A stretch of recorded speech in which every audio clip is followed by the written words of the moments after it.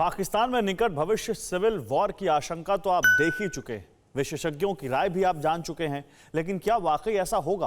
पुख्ता तौर पर हम तो नहीं कह सकते, लेकिन अब तक पाकिस्तान में जो हुआ है वो इस आशंका को आश्वस्त करता है कि पड़ोसी मुल्क बहुत ही जल्द सिविल वॉर में जाने वाला है। उदाहरण के रूप में पीडीएम का मार्च देख लीजिए, तहरीक लब्बैक की हिंसा देख लीजिए, सिंध में अलग मुल्क की मांग के लिए बुलंद हुई आवाजें सुन लीजिए। और अगर इन उदाहरणों को देखने के बाद भी आपको लगता है ऐसा नहीं होगा, तो इसी घटनाक्रम का विश्लेषण देख लीजिए जो आशंका पर भविष्य के आकलन को भारी साबित कर देगा।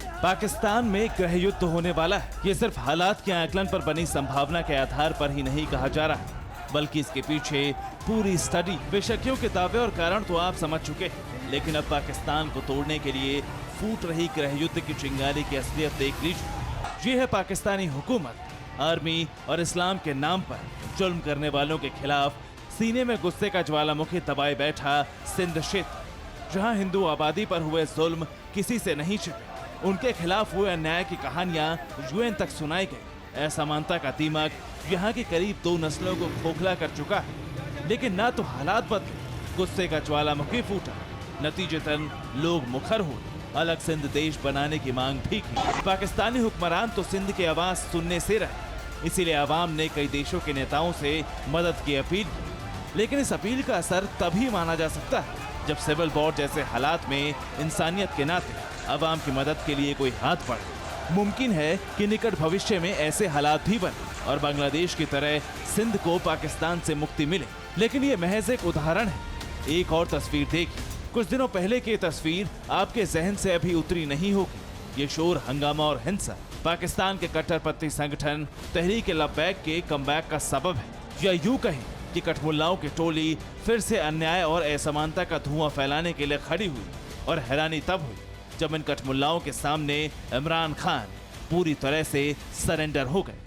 दरअसल खान का ये सरेंडर ही सबूत है कि पाकिस्तान में किसी एक तबके को ज्यादा तवज्जो मिल रही है, और अगर ऐसा है तो फिर गृह युद्ध होना तय है, क्योंकि एक तबका क्या कर सकता है वो आप देख चुके हैं। सुरक्षा बलों ने कार्रवाई की तो लब्बैक ने हिंसा तेज की।